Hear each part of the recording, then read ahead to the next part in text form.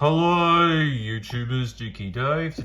Now we're on to part 2 of the ranking videos, and this time it's on the Patron era, so let's begin. So we've got Paradolix, which is a fantastic story.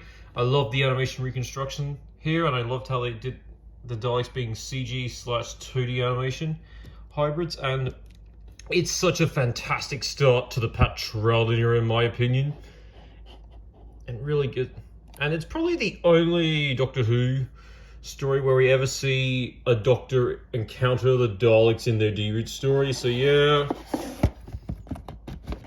Underwater Menace, which is a pretty good story. The telestamps on episodes 2 and I believe on episodes 1 and 4 really hold it back, but oh well, but it's still a pretty good story. I think it's really underrated. It doesn't deserve all the hate it gets. The Moonbase, a fantastic story. A fantastic story. One of my favorite Patron stories of all time, and one of my favorite classic series Cyberman stories of all time. Yep, fantastic story. The animation on episodes 2 and 4 is so superbly very well done in my opinion.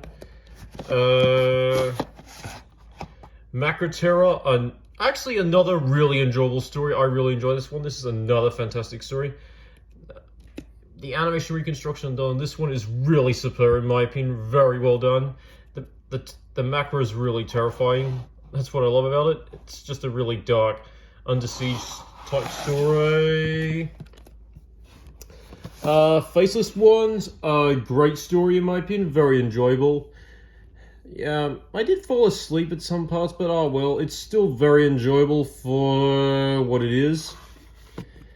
Evil the Daleks, a fantastic story. I'm so glad we finally got the story that we've got nearly all of the Dalek stories from the 60s era of the show. So yeah, I'm glad we finally got it. It is a fantastic story. It's one of my favorite Pat Trougton stories as well. Tomb of Simon, my favorite Patron story of all time. Such a fantastic story. Definitely one of the best Patron stories, but in my opinion, it's probably like the best Patron story. And I think for a lot of fans, it's considered as the most recognizable Patron story of all time. Yep, fantastic story. The Abominable Snowman, another great story. I love it. I'm so glad we finally got a reconstruction of the story. So yeah, Ice Warriors, another fantastic story. Such a fantastic start to the Ice Warriors themselves. Ending of the World, fantastic story. It's got such a James Bond feeling to it. I'm so glad that all 6 parts of this story is now finally complete, and it's probably like one of my favorite Patron stories of all time. It's probably like one of the best Patron stories Weber Theo, great story. Although it is put down by the telestamp on episode 3. I heard there is an animation reconstruction of the story, which I'm planning to get on Blu-ray, which is really good. Overall, it's a great story, a great introduction to Unit and the Brigadier himself. So yeah. Fury from the Deep, fantastic story. Another brilliant Patron story. The animation instruction is really good, and it's a really dark, sort of horror-like story, like how those guys open their mouths. It's really terrifying. Overall, season 5, in a nutshell, is a really strong season. As I've actually said before, I see it as Patron's best season. Yep. The Dominators, which is okay. I like the Quarks, but for all, the story's okay. It's not one of the best Patron stories. Mind Robber, fantastic story. Definitely one of my favorite Patron stories.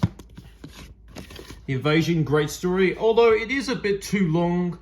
I do criticize it's being 8 parts is a bit too long. I do love the animation instructions on episodes 1 and 4, which is very well done. So yeah, great story.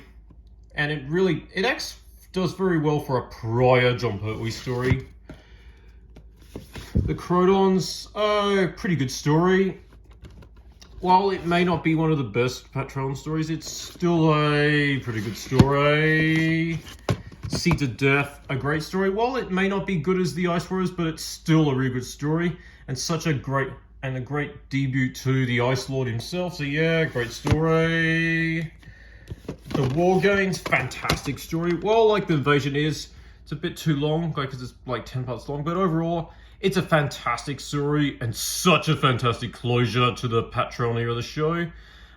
This story also marks the ending of an era. It marks the ending of the Patron era of 3 years, the Pete and Baron era, and the Black and White era of almost 6 years. So yeah, I love it. It's such a fantastic story, such a fantastic closure to the Patron era and the Black and White era as well.